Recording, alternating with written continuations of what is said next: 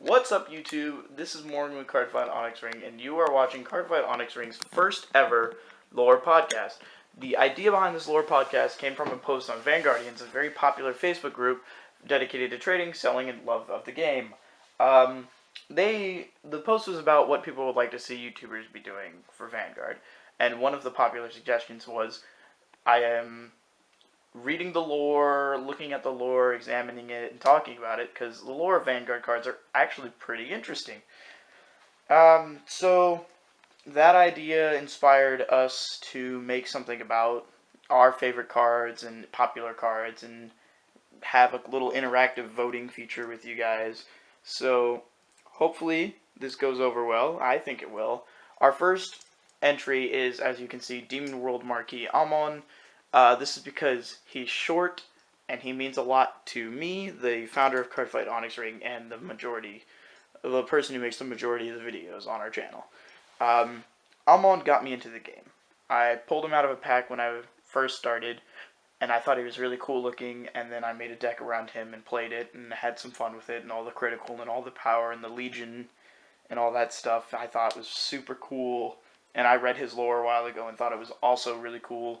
So that's another reason that this post on Facebook inspired me to do this. So we're going to start by reading his full lore because it's short. Try to make this like 5 to 10 minutes max, because this is the first one and we want to make a lot of these, so don't want to waste too much of your time. And his lore goes like this. The final form of Amon, who has become a Demon World Marquee. He has dedicated himself to enslaving all countries, including the United Sanctuary, and has appointed himself the master of the world's gloom. Because he emits the remnants of a powerful aura of magic, the unworthy who approach him become nothing but ashes. When the evil eye on his abdomen is opened, a spell is unleashed, releasing jet black flames known as the Inferno Ritual, burning away lesser beings. So that's the full lore of Amon, and we're going to tie it into other cards and what it means to the universe in general. Starting with the first sentence, the final form of Amon, who has become a Demon World Marquee. If you don't know many Dark Regulars cards or the Amon cards, there are two other cards that aren't just Amon's followers or Amon's whatever, that are actually Amon cards themselves. There's a grade 1, who, I can't remember their name right now. There's a grade 1 that gains 3,000 power when there are 6 cards in Soul. 6 or more cards in Soul, it's a 7k. And there's a grade 2 that's a 9k that gains 3,000 power when there are 6 or more cards in Soul. So they have the same skill, basically. One's a 12k, one's a 10k, and the reason, so it goes 1, 2, 3. The grade 3 is the best and the one that's actually used. I don't use either of the other two in my deck, well, I didn't. I don't have the deck anymore. It's kind of outdated. But, so this is saying that this grade 3 Amon is a direct link to the other Amons. He's basically Frieza or whatever from Dragon Ball Z. This is not even his final form, except for the lore says it is, but who knows, maybe we'll get a new Amon later if Bushiroad decides to, with hint hint, support another old archetype. He's dedicated himself to enslaving all countries, including the United Sanctuary. The part about that that's interesting to me is that it says including the United Sanctuary, as if like that's specifically an enemy, which makes sense because, the good guys seem to be the knights, like Gold Paladin, Shadow Paladin, Royal Paladin, all that from the United Sanctuary, like Blaster Blade and Alfred and all Blaster Dark fighting for justice and stuff. So it seems obvious that they would have a problem with this giant demon trying to destroy everything. Appointed himself the master of the world's gloom. So he's trying to be the biggest bad guy. You can see how well that works out with all of these other better bad guy cards, like, I don't know, Chaos Breaker Dragon or something like that, causing way more destruction than him. So, because he emits the remnants of a powerful aura of magic, the unworthy who approach him become nothing but ashes. Okay, so this is saying that Amon is something so powerful that if you approach him and you're not as strong as he is, you are vaporized. That's just super cool. He's a big bag demon.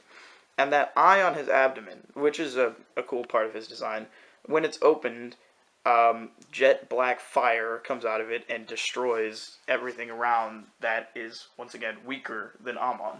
So, this card, it's like, the way I see it is when it burns away other things, it kind of absorbs them, which goes in with the soul mechanic of Dark Irregulars. So, and he brands these other creatures with his eye to like, they become his followers, which is why there's so many cards connected to Amon. There are Amon's followers, Amon's Talon, the Stride, Amon's leader, Astaroth, which has an interesting lore that is connected with this, saying that after Amon was reversed, he became kind of an empty shell of himself and needed something else to keep him, being as powerful as he is, and they both want to kill each other and stuff. So it's like, Amon is connected to so many other Dark Irregulars cards, and they're all within the same archetype, of course, but I think it's so cool that Amon has this sort of power over the Dark Irregulars universe. Like, he was such a big figure in all Dark Irregulars decks for a while, and then now we've got the Blade Wings and Charlotte and, all of that other stuff going on. But Amon seems to be, like, where it all started. The first big bad guy. He is an enemy of the United Sanctuary. That's a connection with cards like Blaster Blade and Alfred and Gurguit. Things that would be key antagonists to a giant, power-hungry demon. So, like, with that lore, it establishes the card as villainous. Even more than its art and its flavor text already do, it establishes Amon as a clear antagonistic figure, which is pretty dope. I think it's really cool. Like, other than that, like, look at his flavor text. The original Amon Triple Rare flavor text says, "I'll show you what real power is like, Inferno Ritual." So the flavor text is directly tying back to the lore. Now, somebody who doesn't read the lore like a normal player doesn't read the lore, honestly, if you ask me, like I never did on the regular anyway, wouldn't know what Inferno Ritual really was. It's just like, ooh, it's a scary big bad boss move or whatever, like you yell out like something when your card attacks for some reason. That happens in a lot of card games. But now it has meaning. So Amon's direct attack, when you turn the card sideways and attack their Vanguard and stuff, is him trying to burn away the other Vanguard. The SP version says, "Bow before my powers, Inferno Ritual," from BT03. So, like, it's still tying back. BT12 is, his flavor text is, "Bloodline is of no importance in the demon realm. You only need power." So Amon is a power-hungry demon who apparently has, like, bad blood or whatever, because it says bloodline is no importance. So this means that the weak Amon has become the strong emperor of the demon world. And that is something that I think is super cool. So it's directly referencing the other two cards there.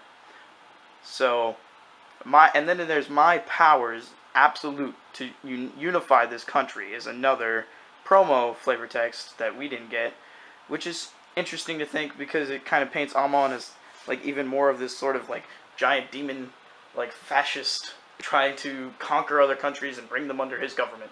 So that's all the time that we've got for the analysis of Amon's lore, which I think is super cool, and he's one of my favorite cards, and, one of my favorite clans is Dark Irregulars.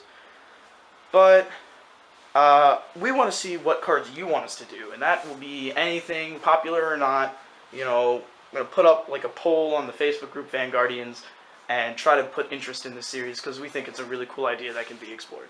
So if you like this video, please like the video so that we can get some more notice brought around to the channel and stuff, interest in the channel going, because we really love Vanguard, and I hope you really love Vanguard and you have fun with it. So thanks for tuning in to Cardfight Onyx Ring. We'll catch you next time, and hopefully this is a bi-weekly series, so you'll have tons of these to look back on.